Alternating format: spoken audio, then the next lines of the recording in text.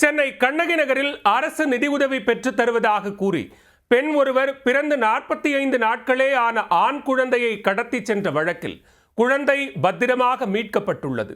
குழந்தை கடத்தப்பட்டது ஏன்? போலீஸ் விசாரணையில் தெரிய வந்தது என்ன?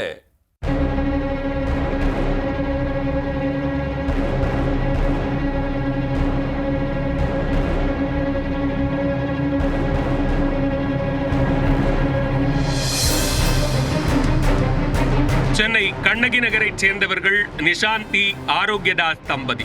இந்த தம்பதிக்கு கடந்த 45 நாட்களுக்கு முன்பு ஆண் குழந்தை ஒன்று பிறந்துள்ளது.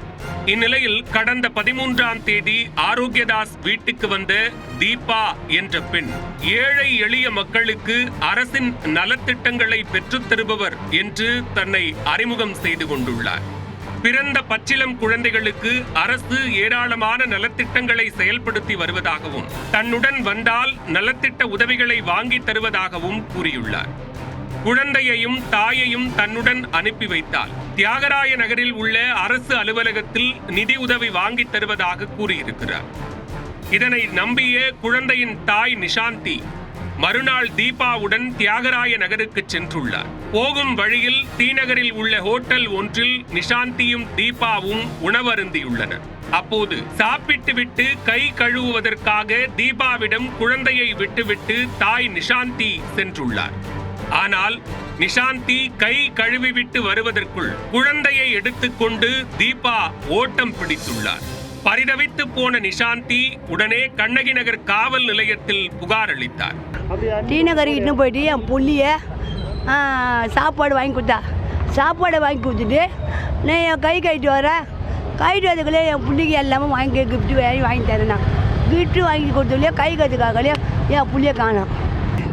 நான் டி நகரை ஃபுல்லாக தேட்டு கேமராவில் ஃபுல்லாக தேட்டு அப்புறமேட்டு சார் கண்டுபிடிச்சார்.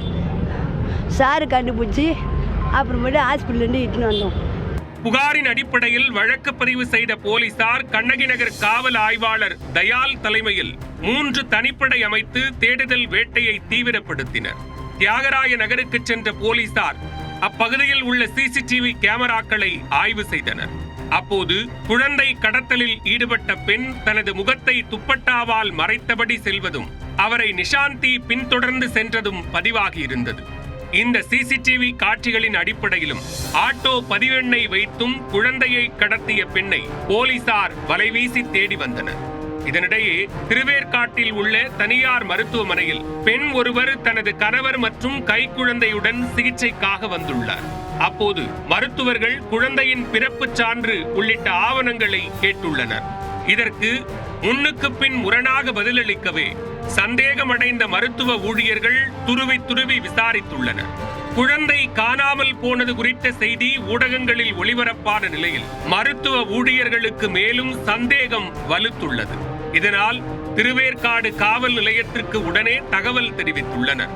திருவேற்காடு போலீசார் கண்ணகி நகர் போலீசாருக்கு தகவல் தெரிவிக்க அவர்கள் குழந்தையின் தாய் நிஷாந்தியை அழைத்துக் கொண்டு திருவேற்காடு தனியார் மருத்துவமனைக்கு விரைந்தனர்.